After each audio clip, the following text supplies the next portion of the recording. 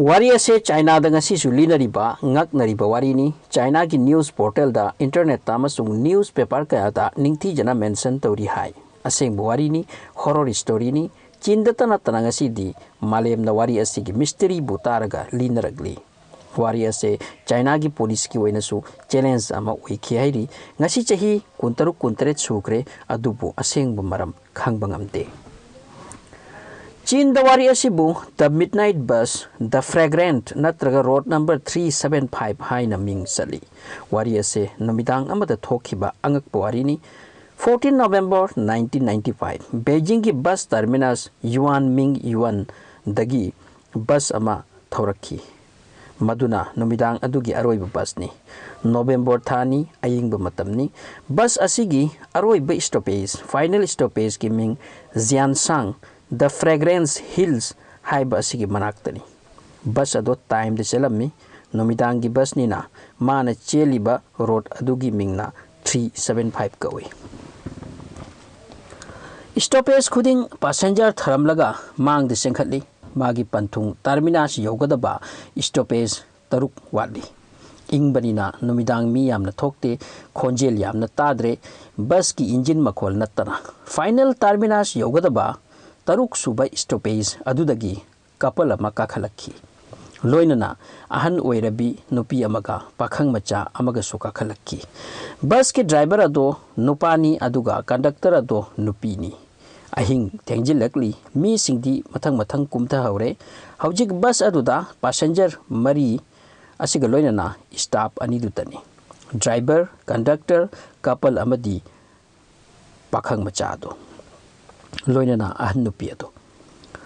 bus cheli leptana cheli ba road adusu city degi khara lapthorak labanina mi patharakle ahing ni aying ba matamni asumsu mi gi khonjel leitre final stoppage yogadaba manga super stoppage aduda mi ani leplam bu ui bus makoi gi nakta lepki leplaba tungdadi makoi ado mi ani na lamdre mi ahumni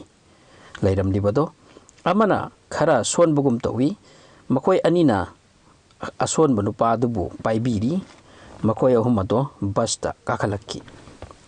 aduga ning thangba bus ki sitta phamkhirami tungda karakliba makoi ahum adugi dress ado mongamani hanagi Chinese traditional dress type ni haujik set naraktre mato bus ta yoriba ahan oibi nupi passenger ado tungda karakpa makoi ahumda hanna yengi aduga akiba mapoi ma hanna yengba lepte yengluba khuding akiba poki mana mayamdugi mayaida phamli aduga pakhang macha aduna magi mangda phamli terminus yogadaba manga suba stoppage aduda ngasai gi couple adu kumtha hore ahingsu thengjilakki lambi da kanasu udre bus ki khonjel bus ki light ki mangal aduni haujik bus ta tungda karakpa makoi ahum aduga nupi ahan asiga pakhang macha duga tamangaire driver na gari thauri conductor na cabin de phamli final terminus yogadaba stoppage mari haujik suwati khanghaudana ahan nupi aduna lawrakhi aigi purse hurankhre pakhang macha nang no huran bani bus lepko pakhang macha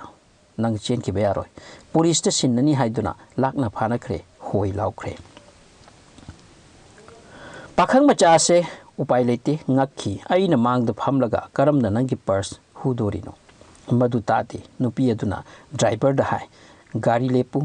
police kauni police station nani asina chingpa stoppage yore nupi aduna pakhang adu puthakre makhada makhoi ani inare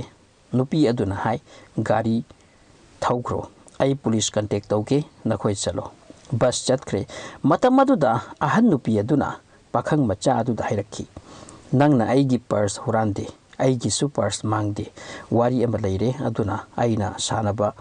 game ni ngasai tonglakpa nupa ahumase makhoida aini yengbada makhoigi khong ase uba phangde nungsitna makhoigi phi haidokpa tanjada aina uhauki makhoigi khong amata yaudi masida thokpa amani khanna nangi thawai kanbagi damak aina tawbani atai upai ude aduna pakhang aduna khumlaki makoi di khong na karakhi tudi oida pada balon gano nupi adun hai ai ahan oida bini ai khangi makhoi ase mi mande haiba wa ama soidana thokpa yai khanna aina tawbani nupi macha do nupa macha do thajati bus stoppage aduda leplaga pakhang duga nupi aduga wa ngang neringai tanjaduda conductor nupi adusu kumtharakki madugi tanjaduda ahan nupi aduna mangon su haikibani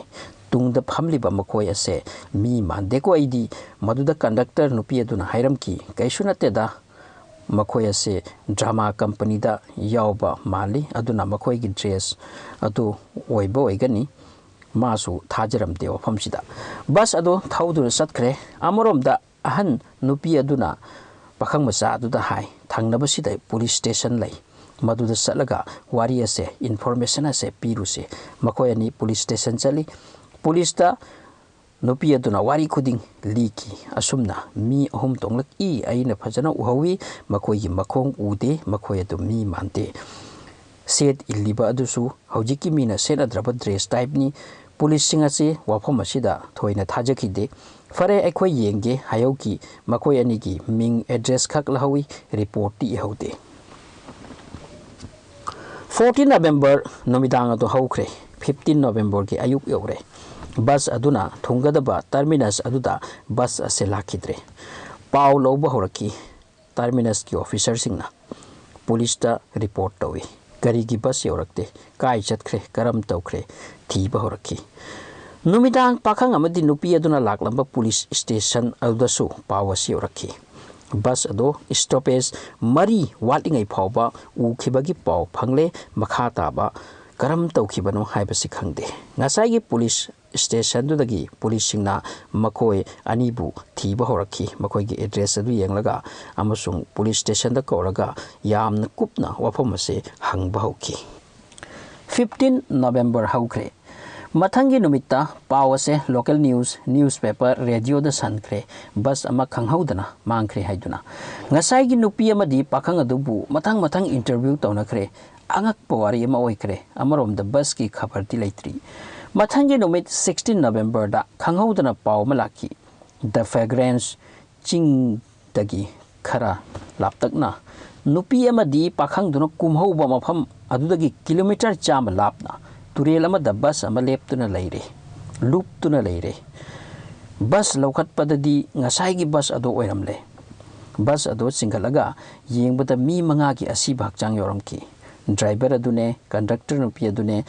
adubu yamna ngaklibadi ngasai gi makhoi ani gi hakchang ase tagat tekli hekta sibanina adubu ngasai gi mi ahum adugi hakchang ado ngarang hekta sikiba sukman mandre numit kayani tha kayani mangda sikiba mali hakchang barbar pathare pumthare ngarang sibadi sukman mande masigi mathakta amuk he na ngakpo phom mana bus aduda sarkarna nungtigi haibadi authority na hanba petrol natraga diesel na magi terminus adu dagi lan na kilometer chama hena chatpa yagadaba nati adu orabadi karamna madu phawba bus adu lakhi haibsida question ama amuk oirakhi masida investigation tawkhirami aduga petrol gi tank check tawbada gi te yoramki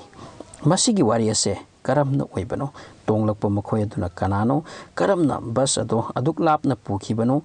na best chen bayabra wahang singa se ngasi chahi kun taruk kun tagi China ta angak poina hangnari police singna